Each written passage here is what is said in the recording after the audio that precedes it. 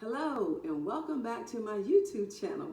I am Anitha Jones and I'm so glad you're back tonight. I plan to come to you each Wednesday, 7 o'clock p.m. Eastern Standard Time by either posting content or going live. I want us to have some meaningful conversations and dialogue. I want you to feel free to reach out to me. And so with that being said, I want to go ahead and share my social media contacts with you. You may reach me at my Instagram, which is at Anitha Jones. And then I have a Facebook page, which is Anitha Jones Author. And I have a website, which is anithajones.com. Please visit my website and sign up for my emails. I want to share with you my monthly newsletters that will be starting very, very soon. In addition to that, on my website, if you like to secure my services for consults or anything of that nature, I would like to talk with you and I'll give free consults when you reach out for the first 15 minutes. With that being said, the conversations that we're going to have on my YouTube channel are going to be all things education. Anything that you can think of, and if I don't know the answer right away, I will get back with those of you guys who stay with me and make sure you have what you need to move forward. Now, I want to remind you also that the name of my book, I have a new book, remember? And it is called From Poverty to Principle, a guide to promote equity and student advocacy. And so with that being said, we're going to call our conversations here Neat Talk because that's my nickname and it's going to stand for, or it does stand for, Networking, Educational Equity, and Advocacy Training. The training part means I'll share with you things I've learned as an educator, teacher, and a principal, and I want you to share with me your comments, your questions, or things that you know, because obviously I don't know all things education. I need for you guys to deposit in me as well, but I will definitely share with you the things that I have learned. And I must tell you, I have been privy to quite a bit of conversations and information. So my particular channel that I'm coming to you from now, I want to utilize it to share information about how we can help all students reach their fullest potential. And I have a particular interest in our Black and brown students because, unfortunately, far too often, our Black and brown students are not challenged to their fullest potential. So today, I would like to talk with you very briefly about my chapter 1.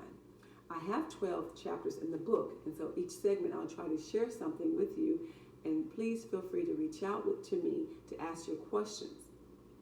So in chapter 1, and the name of that chapter, by the way, is You Get to Eat for Free, but You'll Have to Pay. So what does that mean? Why did I select that to be the name of my first chapter?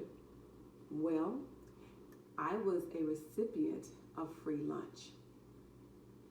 I was, of course, in the lower socioeconomic income range. My mother raised me as a single mother. My father was a nice guy, but he was not around, unfortunately, when I was a child. So we struggled. And because we struggled, unfortunately, when I was in the 9th grade, I was placed in a math class that was far beneath my educational potential. And I knew it was far beneath my educational potential because when the teacher shared the syllabus, those were things that I had learned in like the 5th grade. And additionally, when I walked into the classroom, I talk about this in my book, when I walked into the classroom, there were a sea of Black and brown students. Now remember, the school that I attended, we did not have a huge number of Black and brown students at the school. We had a lot of kids, but they were not Black and brown.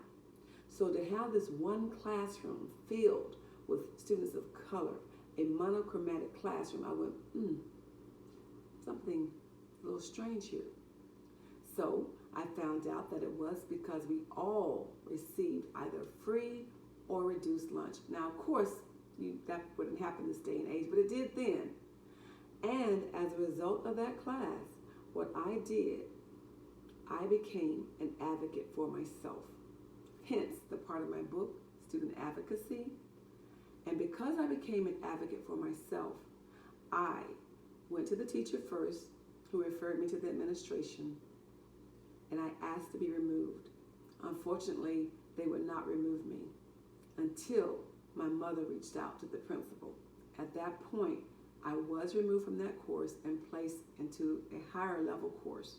Now, I wasn't an honor student by any means, but I was a good student.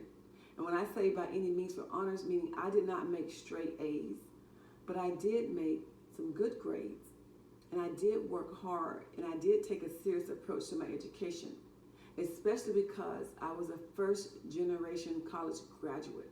So it meant a lot to me to make sure that I got the best education I could get. I didn't know I was going to go to college. I didn't know what was going to happen with me after high school, but I found a way to get myself into college. Now, college may not be for every student because there are other ways, of course, for people to become successful. There are other ways for people to enjoy things that they want in life as far as a career without going to college. But I can tell you unequivocally as I get ready to close, I believe that if I had not gone to college, that I would have struggled greatly. But because I was blessed to go to an amazing HBCU, the one and only Florida A&M University, FAMU, on the Hill in Tallahassee, I became an educator. I loved it. And so this is why I developed this channel to share with you things that I've learned and things that help students avoid the pitfalls. So I'm going to come back with you on our next segment, and I'm going to talk about when our kids are of the lower socioeconomic status, how do we make sure that they're still being treated like their peers, like their counterparts who are not? That's important. Because not all kids will be advocates for themselves as I was at a young age. We don't expect them to, but we need to encourage them to do that and prepare them to do that. So with that being said, thank you for joining Neat Talks, and I will see you on our next segment. Get your questions ready for me, write them to me, and tune in again soon. Bye-bye.